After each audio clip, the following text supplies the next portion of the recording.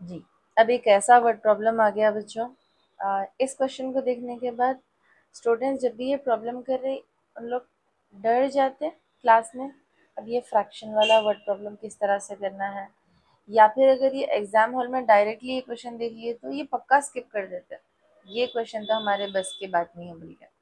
But let's see वाकई में ये हमारे बस की बात है या नहीं है, वो प्रॉब्लम एक बार समझ लेंगे फिर डिसाइड करेंगे।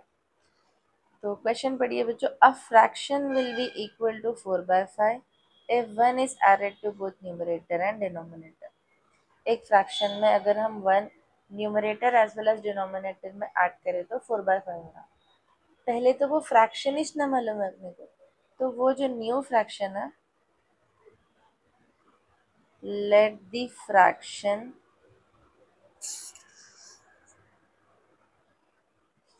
B x by y. जो हमारा अननोन फ्रैक्शन है उसको हम एक्स बाय वाई ले रहे हैं। अब हम क्वेश्चन दोबारा से रीड करेंगे। A fraction will be equal to 4/5। एक फ्रैक्शन है, वो रहेगा इक्वल 4/5 से। इक्वल टू 4/5 अगर, इफ यानी कि अगर, if one is added to both numerator as well as denominator. मतलब ये जो हमारा अननोन फ्रैक्शन लिए हम, इसके अंदर न्यूमरेटर में हम वन ऐड करना और डिनोमिनेटर में भी ये वाला फ्रैक्शन में, तो it will be equal to 4/5। एक और क्या है हम, if however 5 is subtracted from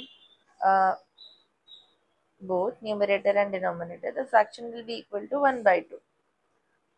same ये फ्रैक्शन में हम क्या कर रहे हैं, x by y में 5 is subtracted from numerator as well as denominator, then fraction will be equal to 1/2। इसको सिंप्लीफाई भी करना आसान है बच्चों। देखिए आप किस तरह से कर सकते हैं। हम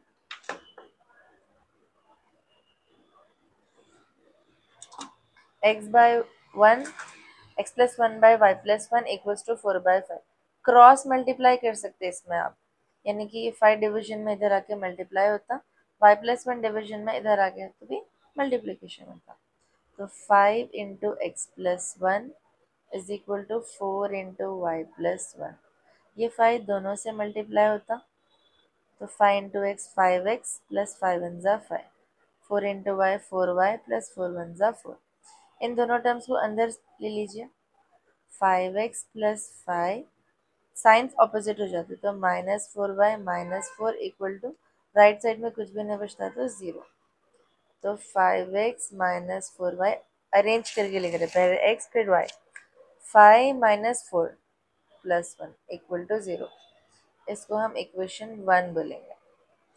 इसमें भी same cross multiply, 2 into x minus y equal to 1 into y minus y. 2 दोनों से मल्टीप्लाई कर दीजिए, 2 इंटू एक्स 2x माइनस 2 5 ज़ा 10। ये 1 भी दोनों से मल्टीप्लाई होता, जैसे सेकेंड टर्म ये वाले में हुआ, तो 1 से कुछ भी मल्टीप्लाई करने पे सेम ही आता, तो y माइनस 5। ये दोनों को अंदर भेज दीजिए, 2x minus 10 minus y plus 5 equal to 0। तो 2x माइनस वाई -10 प्लस 5 बच्चों, नेगेटिव पॉजिटिव सब्ट्रैक्ट होता बच्चों। और जब भी हम सब्ट्रैक्शन कर रहे हैं तो साइन बड़े नंबर की आती है, तो इन दोनों में बड़ा नंबर 10 है, 10 is negative, so -5 equal to 0।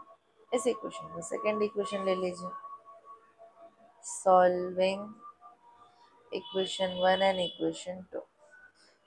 5x minus 4y plus 1 equal to 0, 2x minus y minus 5 equal to 0। Elimination method करना कितना आसान है ना। इस इक्वेशन को और इस इक्वेशन के जो x के कोएफिशिएंट्स है ना, इनको हम बस इंटरचेंज कर लेंगे। ये वाला 2 इधर लिख देंगे, ये वाला 5 इधर लिख देंगे, तो ये 2 अब पूरे इक्वेशन से मल्टीप्लाई होगा और 5 भी सारे इक्वेशन से, तो मल्टीप्लाई कर देंगे हम। 2 इंटू 5 10x माइनस 2 4 ज़ार 8y प्लस 2 1 ज़ार 2 इक्वल टू 0। 5 2 ज़ार 10x minus 5 into y 5y minus 5 5 ज़ार 25 इक्वल टू 0। अब हम साइंस ऑपोजिट करना, क्योंकि ये 10 10 तो बना लिया हम, ऐसे ही सॉल्व करें तो ये ऐड हो जाते, कैंसिल नहीं होता। इसकी एक की साइन करें तो पूरे इक्वेशन की करना पड़ता है, सेकेंड इक्वेशन। अगर नंबर से कुछ भी पहले नहीं रहा तो वो प्लस रहता, तो प्लस को माइनस बना दिया, माइनस को प्लस, माइनस को प्लस, ऑपोजिट कर दिए साइंस, ये कैंसिल हो गया। देखो माइनस, अब ये 5 की ये वाली साइन नहीं है, ये है अब साइन, तो माइनस और प्लस हमेशा सब्ट्रैक्ट होता, तो 8 - 5 3 हो जाता। जब भी हम सब्ट्रैक्शन कर रहे हैं साइन बड़े नंबर की आती, 5 और 8 में 8 बड़ा नंबर है, 8 की साइन नेगेटिव है तो आंसर भी -3y।